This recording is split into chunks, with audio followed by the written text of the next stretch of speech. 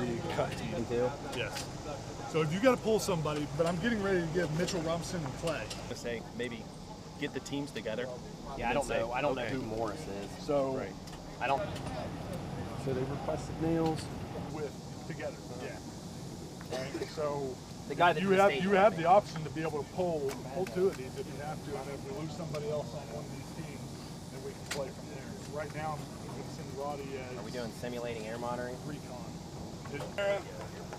Fester, Holstein, you're going to be running cut, and then Morris is going to be running rehab.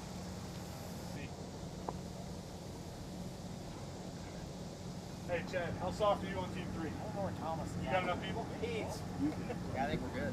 He's Thomas. I mean, if we get if we're doing heavy breaking and reaching, we might have to. The main radio frequency that I've got with command will be a Region 7 TAC 7 channel. Okay? We'll answer from that aspect. All our radios are already pre-programmed. All right. And is that off the repeater or is that direct? I think it's off the repeater. Okay. Bring out. Walking wounded, we will divert them towards the Surf P on side A, and allow that aspect to accountability through that side. Our victim found, victim removed, and victim transferred to medical.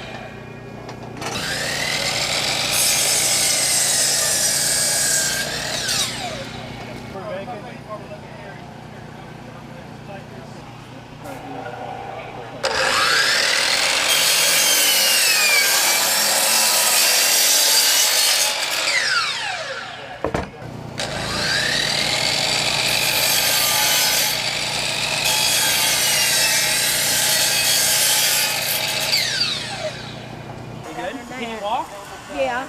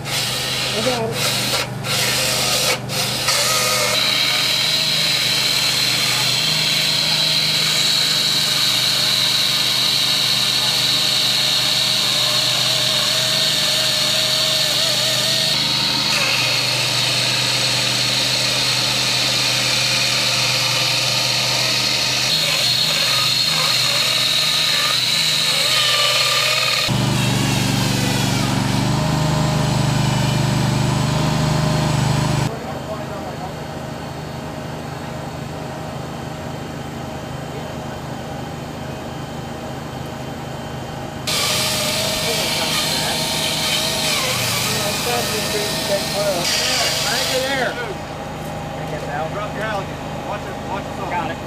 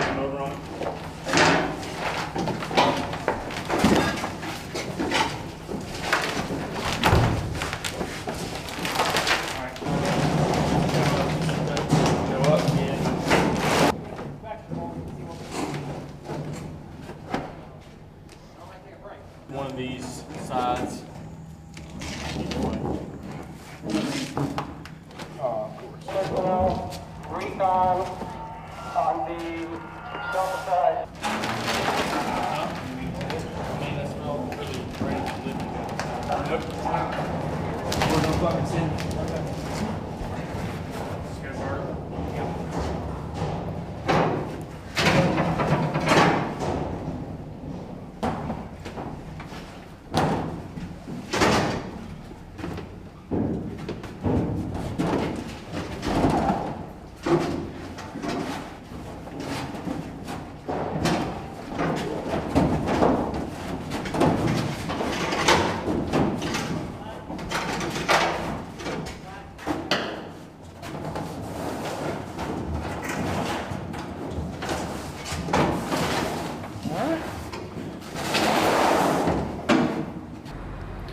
Today we're doing a lot of USAR. It's actually a combination of a bunch of different operations that we typically do.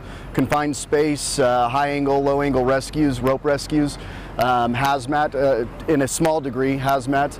Right now we're going in and doing a confined space, but there's also a level of hazmat because of the type of cutting we're doing, produces off gases, if you will. So we have to continuously air monitor, and also along with air monitoring, we got to pump out the bad air too. So, oh, it's extremely beneficial to have this. This is stuff that we wish we could do every weekend, every drill weekend. Even as in our civilian job as firefighters, this is the stuff we live for. This is, you can do any kind of training you can think of out here for fire protection, and USAR specifically, which is what we focus on. But I wish you could go inside and get some more pictures. I'm sure there's some areas you haven't been. It's absolutely outstanding, the kind of stuff we can do here. Oh, excellent. As hot as it is, the humidity that's going on, you'd expect these guys to be wanting to sit in the air conditioning right now, but they're not. I mean, these guys, I can't talk highly enough about them. They're just motivated. They don't want to stop. They're coming in. We're forcing them into rehab to get some water and to get in the air a little bit. And I mean, they're just biting at the bit to get back out there. I mean, I can't speak highly enough about all these teams out here right now, honestly. I wish I could point out more challenges. As far as fire goes, Charleston Fire Department, and then we have two different units from two from West Virginia, one from Ohio. I haven't noticed any complications at all. I mean, right away we embedded it as one big team.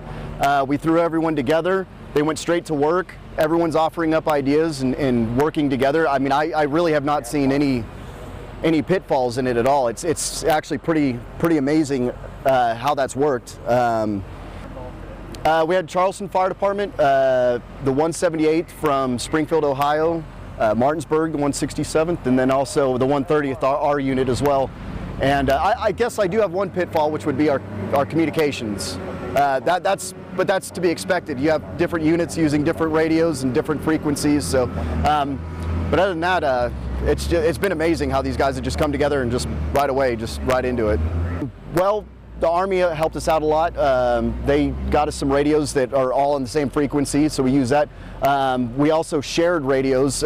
We had a couple of units that had extra radios, so we would distribute out those amongst everyone, so they could communicate amongst teams inside, and then they'd have one team leader with radio that could contact incident command.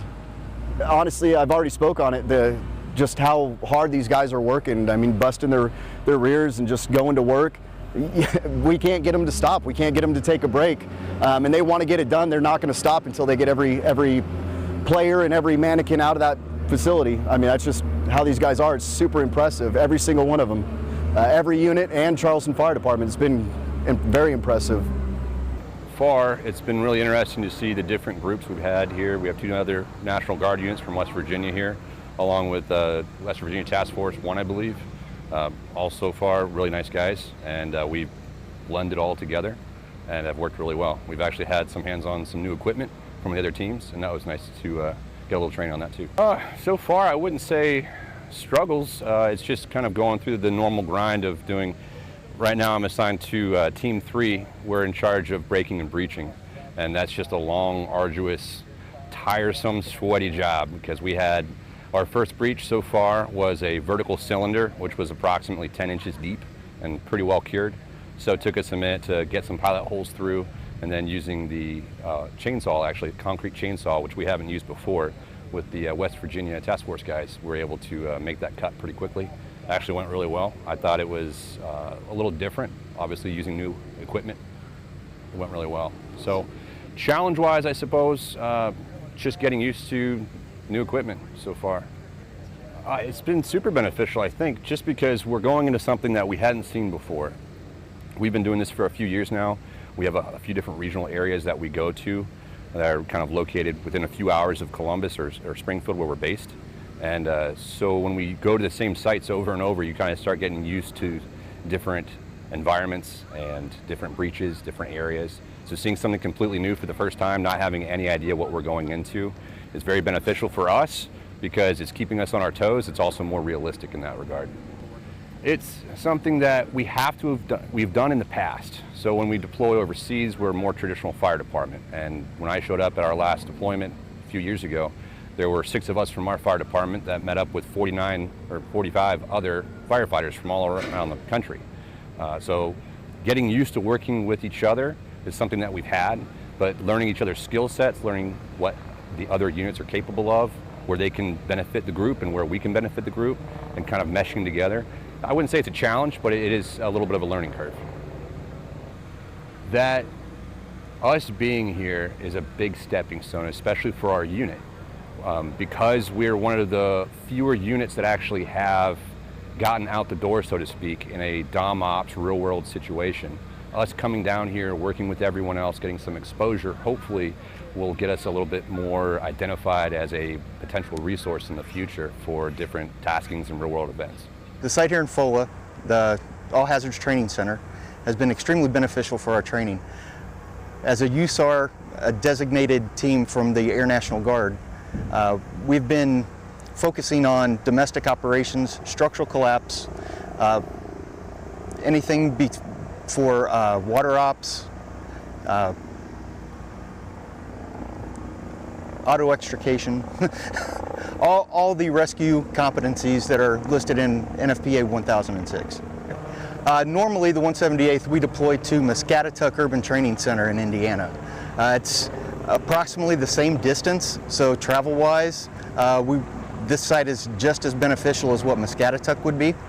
At Muscatatuck, they have similar facilities, but with this facility, the benefit is actually going off-road to get here, actually experiencing what it would be like in a natural disaster, trying to accomplish getting from point A to point B with all of your equipment and all of your personnel. The site has been excellent for what we've needed to accomplish. We've accomplished low-angle rescue, high-angle rescue. Today we're doing structural collapse and shoring and victim removal from a collapsed facility.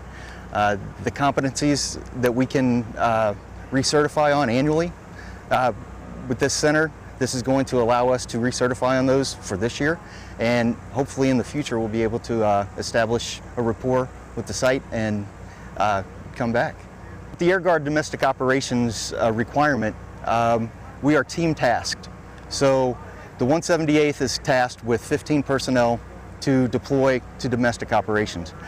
On this exercise, Vigilant Guards 21, we've teamed up with the 130th Air Wing out of Charleston and also the 167th Air Wing out of Charleston to demonstrate the concept of operations that the Guard Bureau developed over 10 years ago.